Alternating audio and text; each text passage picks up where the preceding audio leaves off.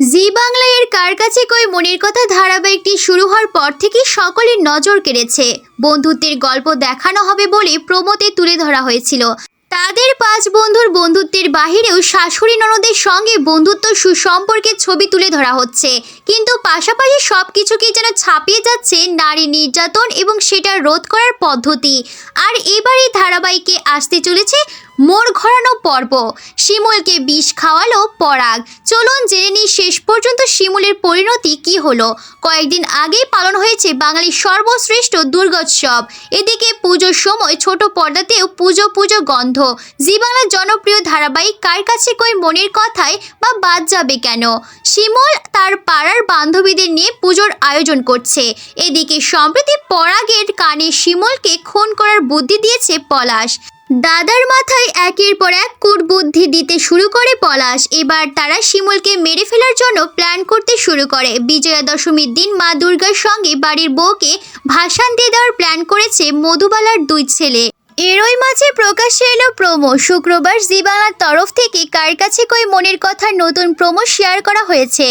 সেখানে দেখা যাচ্ছে দশমীর দিন মা দুর্গাকে বরণ করতে এসেছে শিমুল, বিপাশা, সুচরিতারা। এরপর বিপাশা এসে শিমুলকে কানে কানে বলে আজ ভাসান যেতে যেতে একটা সারপ্রাইজ আছে।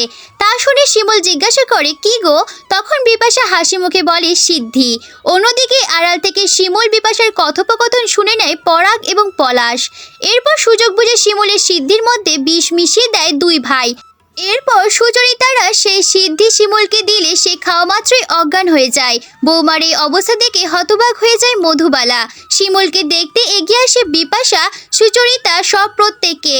সেই সময় পরাগ এসে শিমুলের নাকের কাছে হাত দিয়ে সে জীবিত আছে কিনা দেখতে চাইলে শিমুল তার হাত ধরে বলে কেন করলে এরকম? কার কাছে কই মনের কথার এই প্রোমো প্রকাশ্যে আসার পরই হইচই পড়ে গিয়েছে দর্শক মহলে। তাহলে কি পরাগ পলাশের চক্রান্তে মৃত্যুর কোলে ঢলে পড়বে শিমুল, নাকি শিমুলের প্রাণ সংশয় দেখে নিজেকে পরিবর্তন করবে পরাগ? আপাতত এইসব প্রশ্নই ঘুরপাক খাচ্ছে দর্শক মনে। উত্তর মিলবে ধারাবাহিকের আগামী পর্বে। প্রিয় দর্শক, ভিডিওটি কেমন লাগলো তা কমেন্ট করে আমাদের জানাতে ভুলবেন না।